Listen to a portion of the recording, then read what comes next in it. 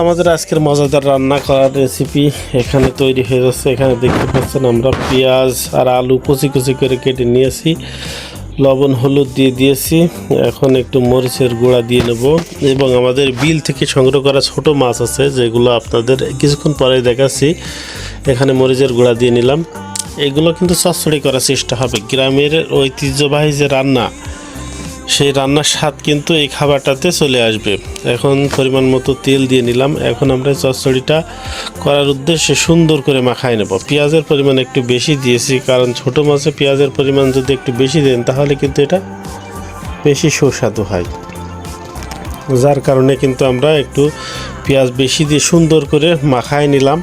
এখন আমাদের যে ওয়াশ করে রাখা ছোটো মাছগুলো ছিল সেগুলো আমরা এর মধ্যে দিয়ে দেবো। আপনারা এখানে দেখতে পাচ্ছেন যে আমাদের বিল থেকে সংগ্রহ করা যে ছোটো মাছ, মায়া মাছ বেশি পরিমাণ আজকে। এখন আমরা এই মাছগুলো দিয়ে আরেকটু মাখায় নেব।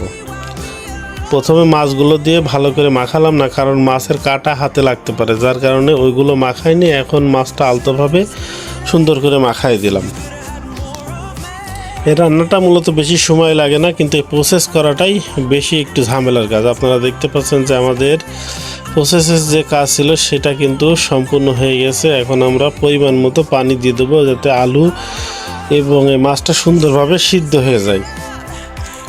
এখন আমাদের চুলাতে জাল জ্বলছে, অল্প কিছুক্ষণের ভিতরেই রান্না হয়ে যাবে, কারণ প্রসেস সবগুলোই শেষ। এখন শুধু একটু জাল দেওয়ার পালা। একটু জাল দিলেই কিন্তু আমাদের রান্না শেষ হয়ে যাবে। তো আমাদের রান্না শেষ। সকলকে ধন্যবাদ।